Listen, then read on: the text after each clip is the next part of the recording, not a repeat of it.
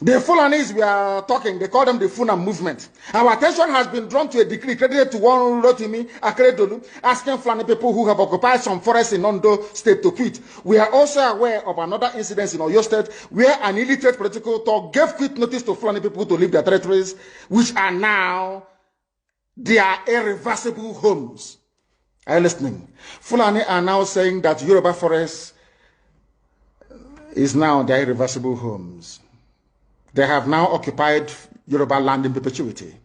And I want to let my Yoruba friends understand this.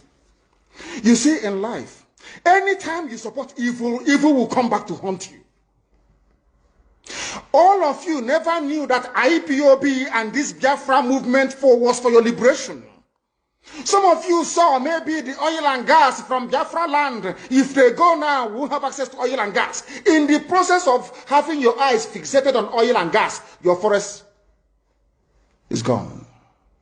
Do you understand it? There is nothing more precious in life than freedom.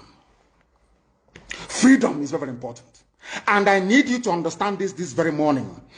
Every Yoruba person supporting Fulani, you are setting up yourself to become like the Hausa people. Remember when Hausa was supporting Fulani? We are Hausa Fulani, we are Hausa Fulani. Where are the Hausa people today? I ask you. Where are those Hausa people today? Do you see them anymore? They're saying we are Hausa Fulani, we are Hausa Fulani. Do you see them again today? Do you see them? I'm asking you. No, because Fulani have completely overwhelmed them. It's called emasculation. Completely emasculated them. Look at what they're doing in the East. In the East, they come to the East, I will tell you, oh, you want to be the president or vice? Yeah. They say, give us land for Ruga. They give them land. I saw Joseph Okado did that Lok Banta. They have taken it over in forever and ever. Give us land in your state. Hope of them prove to us that you are stood. Give us land in Olo. Hope of them will give them land in Olo. We can go and kill people in Obibo. We can kill for them. How many Fulani governors are prepared to kill bandits? I didn't say normal people. I'm talking about armed, dangerous bandits. How many Fulani governors? Go and read your newspapers, you will see it there. Fulani governors are negotiating with them, giving them arms, giving them vehicles, making sure that their life is no longer a misery. But see, they come down to the south. They tell you, give us land for Ruga. Go and kill your people to prove to us that you're one Nigerian. That was why Obi was talking rubbish. Was talking, was it yesterday or 2 days ago?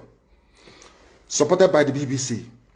The problem you people have in Nigeria is this. Your journalists, you see people, Punch newspaper, Tribune, Vanguard, and Nation, they are your second worst enemies. I'm telling you the truth. They can never, ever be objective in their reportage. Never, ever, ever. That's why all of you are suffering. But you don't know it. They were the same people used to scuttle the NSAS protest. Of course, some of you went about looking for Indomie in warehouses. Typical black people. Any revolution that is coming now, you must stand very firm. They'll say, oh, you're Igbo. Oh, you're Yoruba. Oh, you're from Europe. Don't join them. It's our turn in 2023. If you do this, you will scuttle our chances of becoming the president in 2023. Ask yourself, all of them that have been president from time immemorial, what benefit has it brought to you as a human being? Absolutely nothing. So you have nothing to lose. Absolutely nothing to lose. You look at them now, how they have now descended on Yoruba people, asking them to concede, give us your forest, we must graze, we must do this, we must do that. And slowly, before your eyes, they are giving in, they are capitulating, they are allowing them to go, if you don't give it to us, so Tinubu will not be president in 2023. Tinubu won't be the president. That's what I'm saying to you. And foolishly, you will agree and hand over your land to them. And once they take your land over from you, look at Hausa. Because there is a saying where we come from. If you want to know what your life is going to become in the future, look at Hausa people. If you want to understand, appreciate, I will say, the life that you are about to bequeath to your children and grandchildren, look at Hausa people. Is there any Hausa governor today? Is there any Hausa emir? Is there land though? Katsina is the Hausa land. Kanu is Hausa land. Sokoto is Hausa land. The Hausa people own it, indigenous to those areas. I'm asking you this question. Is there any Hausa man who's an emir in the north? The answer is no. Something is going to happen to you. If you don't rise up now to break, I'm not even asking people to break this rule. Demand for what rightfully belongs to you, your freedom. The freedom to decide. The freedom to write a constitution if you prefer. The freedom to live with whoever you want to live with. That is what we're asking for. But most people misunderstood what we are saying. And today, almost everything we have said about the zoo has come to pass. Everything we have told you, everything I told you has come to pass, hasn't it? Everything. And some people are still questioning and arguing. They said, Fulani will resist by all means necessary, including armed resistance, any attempt to forcefully eject them from the forest. Yoruba, you must ask yourself this question. When we were pursuing them from Ebonyi, why didn't they say something about ESN or Nnamdi Kanu? Why? Have you asked yourself that question? Because they know we are prepared to die to defend our land. They understand that very well. That is the only language the Fulani understand. You cannot say to Fulani, oh, let us have a Fulani president. And after that, all will be well. Never, ever, ever. They will continue to expand. They will continue to identify idiots in your midst, traitors, saboteurs in your midst. They will promise them heaven and earth. They will give them anything they ask for in order to ensure that they get into you, they subjugate you. Look at Yoruba land, Ilorin. Yoruba, how did you lose Ilorin? You lost Ilorin because somebody thought or felt that by aligning himself with what he felt was a superior Fulani force, he can defeat his own people. Afonja, what happened? As a result of that miscalculation, the great Yoruba race lost Ilorin to Fulani Caliphate. That is why in Ilorin you have an emir of Ilorin, not an Oba of Ilorin, answerable to Sokoto. That is where Lai Muhammad comes from. You can see them. Sokoto slaves in Yoruba land. When I say that, it's not religion. It has nothing to do with religion. It has everything to do with the mentality of a conquered people. Now they have left Ilorin, having taken Ilorin and taken it to Sokoto. They now want to come into Oyo. They want to come into Ondo. Once they take over all those places, it's over for the Yoruba race. Over for you. No, never again will anybody rise a man of honor or integrity in Yoruba land. Never ever. It will only be their stooge. Look at what's happening in the East. Only Fulani stooges can now emerge in the East.